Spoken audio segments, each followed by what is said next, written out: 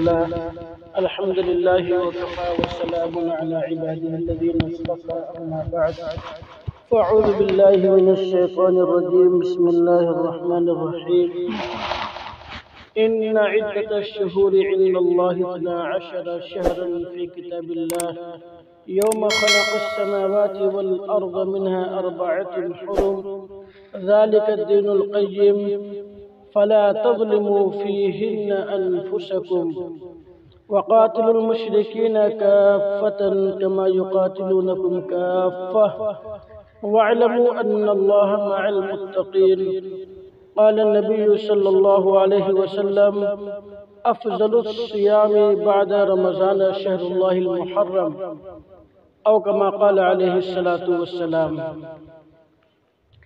نہ دنیا سے نہ دولت سے نہ گھر آباد کرنے سے تسلی دل کو ملتی ہے خدا کو یاد کرنے سے، اور خدا نے آج تک اس قوم کی حالت نہیں بدلی، خدا نے آج تک اس قوم کی حالت نہیں بدلی، نہ ہو جسے اپنے آپ حالت، نہ ہو جسے خیال اپنی حالت بدلنے کا۔ لائق صد احترام معزز بزرگوں، نوجوانوں، اللہ رب العزت کا بے انتہا فضل و کرم اور احسان عظیم ہوا کہ آج ہم سب کو اللہ تعالیٰ نے جمعہ کی نماز کے لیے ایک جگہ جمع فرمایا، اور اس جمعہ کے بابرکت دن کے برکت سے اللہ تبارک و تعالیٰ نے ہمیں دین کی بات سننے سنانے کی توفیق مرحمت فرمائی۔ پروردگار عالم سے دعا کریں اللہ ہم سب کو عمل کرنے کی توفیق عطا فرمائے۔ حضرات گرامی، آج محرم الحرام کی 2 تاریخ ہے۔ اللہ تبارک و تعالی نے اس روئے زمین کو 6 دنوں میں بنایا۔ ان ربکم اللہ الذی خلق السماوات والارض فی 6 ایام۔ اللہ تعالیٰ نے فرمایا ہم نے زمین اور آسمان کو 6 دنوں میں بنایا، پھر اس زمین و آسمان کے معاملات اور ان کے تمام ضروریات کے بارے میں اللہ تعالیٰ نے فرمایا کہ ہم نے ان کو دن اور مہینے اور سال میں تقسیم کر دیا، 12 مہینے کا 1 سال، اور اسی طریقے سے 30 دن کا 1 مہینہ، 7 دنوں کا 1 ہفتہ۔ تو یہ اللہ تبارک و تعالیٰ کا ایک نظام ہے۔ یوں تو اللہ تعالیٰ کے بنائے ہوئے سارے کے سارے ایام اور سارے کے سارے دن بہت ہی بابرکت ہے، بہت ہی بابرکت اور خصوصیت کا حامل ہے، لیکن سال کے اندر کچھ ایام، کچھ مہینے اللہ تبارک و تعالیٰ نے مزید اس میں برکت عطا فرمائی، مزید خصوصیت پیدا فرما دی۔ ان میں سے ایک مہینہ محرم الحرام کا مہینہ ہے، جو اللہ تعالیٰ کے نزدیک بہت ہی بابرکت، بہت ہی عظمت اور فضیلت والا مہینہ ہے۔ اس مہینے میں قتل و قتال کرنا، لڑائی کرنا، جھگڑا فساد کرنا حرام ہے، ناجائز ہے۔ اس مہینے میں اور اس کے علاوہ 3 مہینے اور ہے، منہا 4 حرم۔ اللہ تعالیٰ نے فرمایا ہم نے 12 مہینے متعین کیے سال کے، 12 مہینے میں سے 4 مہینہ ایسا ہے جس میں کسی قسم کا قتل و قتال کرنا، لڑائی فساد کرنا گناہ ہے، ناجائز ہے۔ ان میں سے ایک مہینہ محرم الحرام کا مہینہ ہے۔ آج اللہ کا شکر ہے کہ ہم لوگ 1445 ہجری، یعنی جیسے 2023 چل رہا ہے، ایسے ہی ہجری نبوی اعتبار سے 1445واں سال شروع ہو گیا، یعنی پیارے آقا جناب محمد رسول اللہ صلی اللہ علیہ وسلم کو وصال فرمائے، اس دنیا سے روپوش ہوئے آپ کو آج 1445 سال ہو چکے۔ میرے بھائی، میرے بزرگوں، اس 1445 سال کا یہ پہلا مہینہ، جسے دوسری زبانوں میں جب جنوری کا مہینہ آتا ہے، سارے ملک کے لوگ بالخصوص ہمارے غیر مسلم بھائی جنوری کو جو ہے سال کا پہلا مہینہ، نئے سال کا آغاز مان کر طرح طرح کی خوشیاں پٹاخے جو ہے پھوڑتے ہیں۔ اسلام میں مسلمانوں کے نزدیک جنوری کوئی نیا سال نہیں ہے، بلکہ مسلمانوں کے نزدیک ایمان والوں کے لیے یہی محرم الحرام کا پہلا مہینہ، سال کا پہلا مہینہ ہے، جو خوشی اور جو ہے خوشی کے ثمرات کا مہینہ ہے اور برکتیں لوٹنے کا مہینہ ہے۔ بے شمار اس میں فضائل ہے۔ پیارے آقا جناب محمد رسول اللہ صلی اللہ علیہ وسلم نے ارشاد فرمایا کہ محرم الحرام کے مہینے میں اپنے عبادات کو زیادہ کرو، اذکار کو بڑھاؤ، جتنا زیادہ آپ عبادت کر سکیں، جتنی زیادہ نوافل پڑھ سکیں، جتنے زیادہ آپ اذکار دعاؤں کو پڑھ سکیں، اتنا ہی زیادہ پورے سال اللہ تعالیٰ آپ کے جو عبادات میں ترقی عطا فرمائے گا۔ ایک حدیث ہے، پیارے آقا صلی اللہ علیہ وسلم نے فرمایا کہ محرم کے 10ویں تاریخ کو اپنے اہل و عیال کے لیے اچھے کھانے میں وسعت پیدا کرو، کشادگی پیدا کرو۔ 10ویں محرم الحرام 10ویں تاریخ، جسے ہم اور آپ محرم کے نام 10ویں محرم کے نام سے جانتے ہیں، اور کربلا تازیہ ڈھول کے نام سے ہم اس محرم کو یاد کرتے ہیں۔ میرے بھائی، میرے بزرگوں، اس دن کی فضیلت یہ ہے، پیارے آقا جناب محمد رسول اللہ صلی اللہ علیہ وسلم نے ارشاد فرمایا، محرم کی جب 10 تاریخ ہو تو اس تاریخ میں پوری دنیا کا مسلمان مل کر روزہ کا اہتمام کرے۔ 10ویں تاریخ محرم کی وہ ہے کہ جب رمضان کا روزہ اللہ کے نبی صلی اللہ علیہ وسلم پر فرض نہیں ہوا تو اللہ تعالیٰ نے آپ پر محرم کی 10ویں تاریخ کا روزہ فرض قرار دیا۔ جب رمضان کا مہینہ فرض ہوا تو یہ محرم کی 10ویں تاریخ کا روزہ کی فرضیت ختم ہو گئی، اور اللہ تعالیٰ نے فرمایا، میرے محبوب اب آپ کی مرضی ہے، چاہو تو آپ روزہ رکھو، چاہو آپ روزہ نہ رکھو۔ اس لیے اب اس 10 تاریخ میں جو آنے والا 10واں دن ہوگا، آج دوسری تاریخ ہے، اس کے 10ویں تاریخ جو ہوگی، اس دن میں ہم امت محمدیہ صلی اللہ علیہ وسلم روزہ رکھیں گے، نیکی ملے گی، نہیں رکھیں گے کچھ نہیں ملے گا۔ میرے بھائی، میرے بزرگوں، نیکی کتنی ملے گی؟ پیارے آقا محمد عربی صلی اللہ علیہ وسلم نے فرمایا، جو عاشورہ کے دن محرم کی 10ویں تاریخ کو روزہ رکھے گا، اللہ تبارک و تعالیٰ اس کے 1 سال کے گناہ کو معاف فرمائے گا۔ کون سا گناہ معاف کرے گا؟ ایک ہے چھوٹا گناہ، ایک ہے بڑا گناہ۔ بعض علماء کرام نے فرمایا کہ بڑے بڑے گناہوں کو بھی اللہ اس روزے کی برکت سے معاف فرماتا ہے۔ لیکن اس روزے کے رکھنے میں تھوڑی سی تبدیلی پیارے آقا صلی اللہ علیہ وسلم نے فرمایا کہ میری امت جب محرم کی 10ویں تاریخ تم کو نصیب ہو اس دن روزہ رکھنا، لیکن اس کے ساتھ ایک روزہ اور ملا لینا، 9 اور 10 تاریخ یا 10 اور 11 کر لینا، ایک روزہ کو بڑھا لینا ہے۔ مطلب یہ ہوا کہ 2 روزے ہمیں رکھنا ہے، 9ویں اور 10ویں تاریخ کو یا 10 اور 11 کو۔ کیوں ایسا کیوں کریں گے؟ تاکہ یہودیوں سے ہماری مشابہت نہ ہو، تاکہ کافروں سے ہماری مشابہت نہ ہو۔ یہودی ایک قوم ہے جو ہمیشہ محرم کے 10ویں تاریخ کو روزہ رکھا کرتے تھے۔ اللہ کے نبی صلی اللہ علیہ وسلم نے فرمایا، خالف المشرکین والیہود، مشرکین اور یہود کی مخالفت کرو، ان کے عبادات میں مخالفت کرو۔ اگر وہ ایک دن روزہ رکھتا ہے تو مسلمانوں کی ذمہ داری ہے، تم ایمان والوں کی ذمہ داری ہے کہ تم 2 دن روزہ رکھو تاکہ ان کی مشابہت نہ ہو سکے۔ اس لیے میرے بھائی، میرے بزرگوں، اللہ کے نبی صلی اللہ علیہ وسلم کا فرمان کے مطابق پوری دنیا کے مسلمانوں کے لیے محرم کے 10ویں تاریخ کے ساتھ ساتھ اب 9ویں یا 11ویں تاریخ کو بھی روزہ رکھنا سنت قرار ہے۔ اس لیے ہم لوگ انشاءاللہ محرم کی جب 9ویں تاریخ آئے گی تو ہم 9 اور 10 یا 10 اور 11 2 دن روزہ رکھنے کا اہتمام کریں گے انشاءاللہ، کریں گے 1 سال کا گناہ معاف ہوگا۔ بہت بڑی عبادت ہے، بہت بڑا ثواب ہے میرے بھائی میرے بزرگوں، نہ جانے کتنے گناہ ہم لوگوں سے ہو جاتے ہیں۔ ایک روزہ کی برکت سے اللہ 1 سال کا گناہ اگر ہمارا معاف کر دے گا۔ اگر ہمیں 50 سال اگر زندگی ملی اور 50 سال میں 50 سال اگر ہم نے محرم کے روزے رکھے تو سوچئے کہ 50 سال کا گناہ اللہ نے معاف کیا۔ اس لیے اس کا ہم لوگ اہتمام کریں گے انشاءاللہ۔ ایک بات تو یہ سمجھ میں آئی۔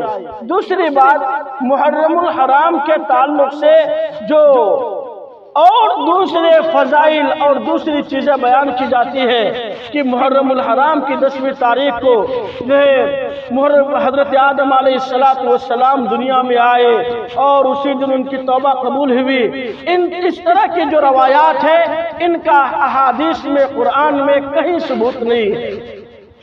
آج ہمارے سماج اور ہمارا معاشرہ اس محرم کے مہینے کو لے کر کیا کر رہا ہے؟ ہمیں اس کے طرف تھوڑے سے توجہ دینے کی ضرورت ہے۔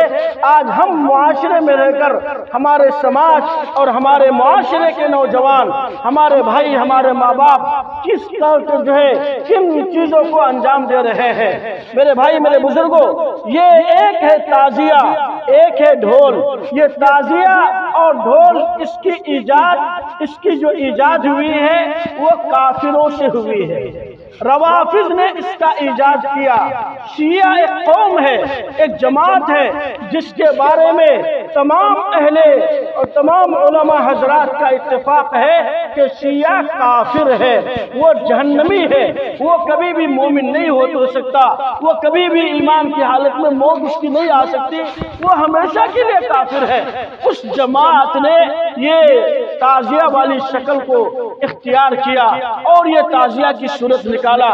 اس قوم نے اس تعزیہ کو اتنا بڑھاوا دیا، ایک بادشاہ کی طاقت ملی، اس بادشاہ کی طاقت سے ان کو قوت ملتی چلی گئی اور نتیجہ یہ ہوا کہ غیر مسلم کافروں کا جو سیوا تھا، جو ان کا معاملہ تھا، وہ ساری کی ساری چیزیں مسلمانوں کے زندگی میں آ گئی۔ اب مسلمان اپنے ہاتھوں سے، جیسے ایک مشرک، ایک کافر اپنے ہاتھوں سے مورتیوں کو بناتا ہے، مورتیوں کو بنا کر اس کو پوجتا ہے، اس کی عبادت کرتا ہے، ان کا سیوا کرتا ہے، اس کے اوپر چڑھاوا ڈالتا ہے۔ خدا میرے بزرگوں اور دوستوں، ہائے افسوس آج مسلمان بھی اسی طریقے سے جب محرم کا مہینہ آتا ہے، محرم کی 10ویں تاریخ ہوتی ہے، تو اس تاریخ میں ہم مسلمان ہو کر، ایمان والا ہو کر، ہمارے گھروں میں قرآن کی تعلیم ہوتی ہے، ہمارے گھروں میں نماز اور قرآن کی تلاوت ہوتی ہے، اس کے باوجود آج ہمارے گھر سے تعزیہ کا ماحول، ڈھول تماشا، یہ ساری چیزیں نکل رہی ہے، آ رہی ہے اور ان چیزوں کو فروغ دیا جا رہا ہے۔ میرے بھائی میرے بزرگوں، سورہ مائدہ 6 پارہ میں، قرآن کا 6 پارہ ہے، سورہ مائدہ ایک سورت کا نام ہے۔ اس سورت میں اللہ تبارک و تعالیٰ نے فرمایا تعاونوا علی البر والتقوی ولا تعاونوا علی الاثم والعدوان۔ فرمایا اللہ تبارک و تعالیٰ نے نیک کاموں میں لوگوں کا ساتھ دیا کرو، مدد کیا کرو، لیکن جہاں برائی کی بات آئے، جہاں گناہ کی بات آئے، جہاں جو غلط کام ہو، وہاں اللہ تعالیٰ نے فرمایا وَلَا تَعَاوَنُوا عَلَى الْإِثْمِ وَالْعُدْوَانِ۔ غلط کاموں میں، بری چیزوں میں نہ تم کو شرکت کرنی ہے، نہ تمہیں دوسروں کا تعاون اور مدد کرنا ہے۔ ابھی ایک کتاب کا مطالعہ کر رہا تھا، فتاوی رشیدیہ، بہت معتبر کتاب ہے۔ حضرت مولانا رشید احمد گنگوہی رحمت اللہ علیہ بہت بڑے عالم اور بہت بڑے بزرگ اللہ والے گزرے ہیں۔ انہوں نے اپنی کتاب میں اس کی وضاحت کیا کہ تعزیہ کا بنانا، تعزیہ کا استعمال کرنا، تعزیہ کو بنا کر اس کو کھیل تماشا کے لیے اختیار کرنا، استعمال کرنا، یہ اسلام میں کبھی بھی کسی بھی صورت میں جائز ہے ہی نہیں۔ اس کا کہیں سے اسلام میں کوئی ثبوت نہیں ہے کہ کوئی مسلمان ہو، اہل ایمان ہو اور مسلمان ہونے کی حالت میں وہ اپنے گھروں سے تعزیہ کو نکالے اور اپنے گھروں سے تعزیہ کو لے جائے۔ میرے بھائی، میرے بزرگوں، تعزیہ یہ غیر مشرک، یہ مشرک اور غیر مسلم کا طریقہ ہے، روافض اور شیعہ کا طریقہ ہے۔ اس لیے جس گھر سے تعزیے کا ماحول ہو، جس گھر میں تعزیہ بنے، جس بستی میں تعزیہ بنے، پیارے آقا جناب محمد رسول اللہ صلی اللہ علیہ وسلم نے ارشاد فرمایا، ایسے گھروں کو پاک کرنا ایک مسلمان کی ذمہ داری ہے، مسلمانوں پر لازم ہے۔ جس بستی میں تعزیہ بن رہا ہو اس بستی کو اس تعزیے سے پاک کرے۔ اسی طریقے سے ڈھول کا جہاں رواج ہے، ڈھول بجانے سے مسلمان پرہیز کرے، اس لیے کہ ڈھول اور تعزیہ یہ دونوں مشرک کا طریقہ ہے۔ یہ مسلمانوں کے نزدیک نہ پہلے تھا، نہ آج ہے، نہ قیامت تک کوئی اس کا ثبوت پیش کرے گا۔ اگر کوئی یہ کہے، جیسے ہمارے بعض نوجوان بھائی ہیں، جب ان کو سمجھایا جاتا ہے، ان سے کہا جاتا ہے کہ میرے بھائی، میرے بزرگوں، میرے دوست، آپ ڈھول بجانا چھوڑ دیجئے، آپ تعزیہ کو بنانا چھوڑ دیجئے، تو وہ نوجوان فوراً کہتا ہے، مفتی صاحب آپ ابھی ہم سے یہ منع کر رہے ہیں، لیکن ہمارے بڑے بھائی، ہمارے آباء و اجداد تو اسی کام کو کر کے گئے ہیں، پھر ہم اپنے باپ دادا کے اس کام کو کیسے چھوڑیں گے؟ میرے بھائی، میرے بزرگوں، یاد رکھیے، کتاب النوازل فتوے کی کتاب ہے، اس کتاب میں جلد نمبر 1 صفحہ نمبر 492 کے اندر وضاحت کے ساتھ آپ کو یہ فتویٰ ملے گا، یہ مسئلہ ملے گا، تعزیہ بنانا جہالت کی علامت ہے، تعزیہ بنانا حرام ہے، تعزیہ کو لے جانا حرام ہے، تعزیہ میں چندہ دینا گناہ ہے۔ جیسے تعزیہ کو بنانا گناہ ہے، ایسے ہی تعزیہ میں چندہ دینا بھی گناہ ہے۔ ڈھول بجانا حرام ہے، جیسے ڈھول بجانا حرام ہے، ایسے ہی ڈھول بجانے والے یا ڈھول تیار کرانے میں جن کا پیسہ لگے گا، چاہے وہ ڈھول بجائے یا نہ بجائے، جتنا گناہ ڈھول بجانے والے کو ملے گا اتنا گناہ اس آدمی کو ملے گا جس نے اس ڈھول میں 1 روپیہ بھی چندہ دیا ہے۔ یہ مسئلہ یاد رکھنے کی چیز نہیں ہے، اس مسئلے پر عمل کرنے کی ضرورت ہے۔ آج ہمارا ملک کس ٹھکانے پر کھڑا ہے؟ سارے لوگ اپنے موبائلوں سے دیکھ رہے ہیں۔ میرے بھائی، میرے بزرگوں، خدا کی قسم رونا آتا ہے ہمیں اپنی حالت پر۔ آج ہم مسلمان، ہمارے نوجوان کہاں چلے گئے؟ ان کا ایمان کہاں چلا گیا؟ ان کی زمین کیسے مر چکی ہے؟ وہ ڈھول بجانے کو، بلکہ ابھی رات کی خبر آپ کو میں بتاؤں، رات کو ہم بچوں کو مدرسے میں پڑھا رہے ہیں اور مدرسے کے سائڈ سے وہ ہمارے مسلمان بچے، ہمارے گاؤں کے بچے، ہمارے بھائی اور ہمارا بھتیجا ہوگا، رشتہ میں کوئی ضرور ہوگا، خدا کی قسم ڈھول بجا کر اور لڑائی کرتے ہوئے، شور تماشا کرتے ہوئے ہمارے مدرسے سے آج وہ گزر رہا ہے۔ ذرا سوچو مسلمانوں، اگر ہمارا بچہ ہماری مسجد کی حفاظت نہ کرے، ہمارا بھائی اگر مدرسے کی حفاظت نہیں کرے گا، تو کیا کوئی غیر مسلم آ کر حفاظت کرے گا؟ کیا کوئی کافر آ کر آپ کی مسجد کو بچائے گا؟ جب ہمارا بیٹا، ہمارا بھائی مسجد کی حفاظت نہیں کرے گا تو یاد رکھیے پھر دنیا میں کوئی قوم نہیں ہے جو ہمارے مدرسے اور مسجد کو بچا سکے۔ آج حالات ایسے آ گئے کہ اگر اس ملک ہندوستان سے اگر مدرسے ختم ہو جائے، اس ملک ہندوستان میں مدارس کو بند کر دیا جائے، تو خدا کی قسم علماء خود کہتے ہیں کہ 1 سال نہیں ہوگا کہ سارے مسلمان ایمان سے پھر جائیں گے اور کافر ہو جائیں گے۔ یہ مدارس کا دین ہے، یہ مدرسے کا دین ہے کہ جس کی وجہ سے آپ کے بچے مدرسے میں پڑھ کر کلمہ ان کے دلوں سے نکلتا ہے، اللہ بولتے ہیں، آپ جاہل ہے، آپ ان پڑھ ہے، آپ کا بیٹا گھر میں بیٹھ کے قرآن پڑھتا ہے، آپ کی بیٹی گھر میں تلاوت کرتی ہے، اس کی برکت سے آج آپ کا گھر محفوظ ہے۔ ورنہ میرے بھائی، میرے بزرگوں، جو حالات بنتے جا رہے ہیں، اگر ہم گناہوں سے باز نہیں آئیں گے، آج تو ہمارے حالات یہ ہے، اگلے چند سالوں میں اس سے بھی بدتر حالات ہمیں دیکھنا پڑ سکتا ہے۔ اس لیے پہلی بات یہ ہے کہ ہم اپنے بچوں کو، اپنے بیٹوں کو، اپنے بھائیوں کو اس بات کی تلقین کریں کہ میرے بھائی، میرے بیٹے، میرے بھتیجے، اب تک جتنا گناہ ہوا سو کر لیے، لیکن آج سے توبہ کرو کہ ہم تعزیہ نہ بنائیں گے، نہ تعزیہ کے ساتھ رہیں گے، نہ تعزیہ والوں کے ساتھ مل کر اس کے کام میں شریک ہوں گے۔ اسی طریقے سے نہ ہم ڈھول بجائیں گے، نہ ڈھول بجانے دیں گے، نہ ڈھول بجانے والوں کا ساتھ رہیں گے، اس لیے کہ جو گناہ ہے وہ حقیقت میں گناہ ہے، اور گناہ چاہے چھوٹا ہو، چنگاری، آگ کی چنگاری جانتے ہیں، آگ کی چنگاری چھوٹی ہو یا بڑی ہو، لیکن جب وہ کسی گھر میں لگتی ہے تو اس گھر کو تباہ اور برباد کر دیتی ہے۔ ایسے ہی میرے بھائی، میرے بزرگوں، اگر ہمارے زندگی میں اگر کوئی چھوٹا گناہ چنگاری کی شکل میں بن اختیار کر لیا اور اس گناہ سے ہم نے اپنے آپ کو نہیں بچایا، تو پھر ہمیں بھی جہنم سے روکنے والا کوئی نہیں ہوگا، خود جہنم میں جانے کے مستحق اپنے اعمال ہمارے بن جائیں گے۔ اس لیے میرے بھائی، میرے بزرگوں، جہنم والے اعمال سے ہم اپنے آپ کو بچائیں۔ اس دور میں جس چیز کی ضرورت ہے، ابھی مفتی تقی عثمانی صاحب کا بیان جاری ہوا محرم کے تعلق سے کہ مسلمانوں کو محرم میں کیا کرنا چاہیے، انہوں نے خود وضاحت کے ساتھ لکھا، بیان دیا کہ مسلمانوں کو ایک پلیٹ فارم پر آ کر مسلمان اپنی طاقت کا استعمال نماز اور دعاؤں کے ساتھ کرے، نمازوں کا اہتمام کرے، 5 وقت ہم نماز پڑھیں گے، 5 وقت اللہ کے سامنے روئیں گے، گڑگڑائیں گے۔ یاد رکھیں میرے بھائی، یہ کافر، یہ مشرک، یہ منافق جو آج ہم پر حملے کر رہے ہیں، اللہ کی ذات سے امید رکھیے اگر ہمارے اعمال صحیح ہوں گے تو انشاءاللہ یہ ہمارے بال بیکا بھی نہیں کر پائے گا۔ شرط ہے ہم اپنے آپ کو بدل جائیں۔ اس لیے کہا کسی شاعر نے، خدا نے آج تک اس قوم کی حالت نہیں بدلی، نہ ہو جسے خیال خود اپنی حالت بدلنے کا۔ اس لیے ابھی حالات بدلنے کا وقت ہے۔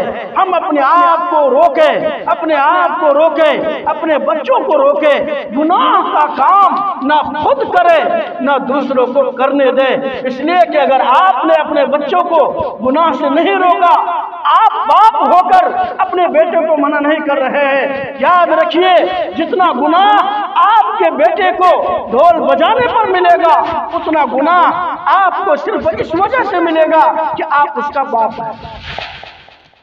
صرف اس بات پر آپ کو گناہ ملے گا کہ آپ اس کا باپ ہے، آپ اس کا باپ ہے۔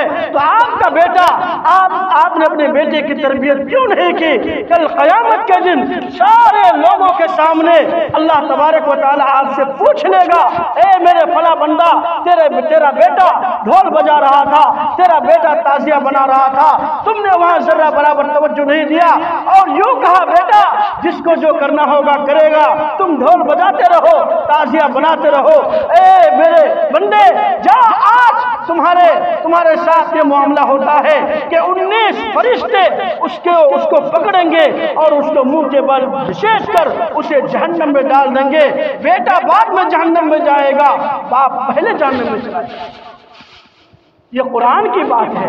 اس لیے میرے بھائی، میرے بزرگوں، ہمیں اس کے بارے میں فکر کرنے کی ضرورت ہے، سوچنے کی ضرورت ہے۔ پچھلے ہفتہ جو ہے پچھم والی مسجد میں بات چیت ہوئی تھی محرم کے تعلق سے۔ 6 دن تک الحمدللہ ڈھول تماشا یہ سب بند رہا، لیکن پھر کل رات کو دیکھا کہ ڈھول بجنا شروع ہو گیا۔ اس لیے میرے بھائی، میرے بزرگوں، جب چھوڑیے تو ہمیشہ کے لیے توبہ کیجیے، ہمیشہ کے لیے توبہ کیجیے۔ یہ گناہ ایسا نہیں ہے کہ آج چھوڑیں گے کل کر لیں گے، بلکہ گناہ تو گناہ ہے۔ گناہ سے توبہ کیجیے اور سچے دل سے توبہ کیجیے کہ نہ ہم ڈھول بجائیں گے، نہ بجانے دیں گے اپنے بچے کو، نہ ہم تعزیہ بنائیں گے، نہ تعزیہ بنانے والوں کا ساتھ دیں گے، تو انشاءاللہ ہماری بستی پاک ہو جائے گی۔ جو اتنا بڑا گناہ معلوم ہے تعزیہ سے شرک کی بو آتی ہے۔ جب تعزیہ بنتا ہے تو بعض ہماری ماں بہنیں اس تعزیہ سے منت مانتی ہے، وہ اولادیں مانتی ہے۔ تو پھر میرے بھائی میرے بزرگوں، مجھے آپ بتاؤ، جیسے ایک کافر ایک مشرک مورتیوں کی پوجا کرتا ہے، مورتیوں سے مرادیں مانگتا ہے، ایک مسلمان ہو کر اگر ہماری بیوی، ہماری ماں، ہماری بہن اگر تعزیہ کے سامنے جا کر وہ مرادیں مانگے، وہ منت مانے، تو پھر اس کے اور ہمارے میں کیا فرق ہے؟ کہاں ہمارا ایمان بچے گا؟ اس لیے ہم سب توبہ کریں انشاءاللہ۔ آج سے ہم لوگ ڈھول نہیں بجائیں گے انشاءاللہ۔ کیا سب نے بجا با ہاتھ اٹھاو، جلدی اٹھاو ہاتھ، ایجی اپنا جلدی۔ الحمدللہ ماشاءاللہ۔ اور تعزیہ بھی نہیں بنانا ہے، دیکھیے تعزیہ نہ بنانا ہے نہ تعزیہ کے ساتھ دینا ہے، بالکل توبہ کر لیجئے۔ یہ مسجد اللہ کا گھر ہے، یہاں آپ جو چاہیں گے، جو سوچیں گے، اللہ اس کا فیصلہ کرے گا انشاءاللہ۔ اللہ تبارک و تعالی ہم سب کو قرآن اور سنت کے مطابق محرم کے مہینے کو گزارنے کی توفیق عطا فرمائے۔ محرم میں کیا کرنا ہے؟ نمبر 1 نماز کی پابندی، نمبر 2 دعا کا اہتمام، نمبر 3 گناہوں سے اپنے آپ کو، خرافات سے اپنے آپ کو بچا کر زندگی گزارنا، نمبر 4 اپنے اولاد کو، اپنی بیٹی کو، اپنے بیٹوں کو دیندار اچھی تعلیم سے آراستہ کرنا۔ اس لیے آپ حضرات سے گزارش ہے، آپ حضرات ان باتوں پر عمل کریں۔ اللہ ہم سب کو عمل کی توفیق عطا فرمائے۔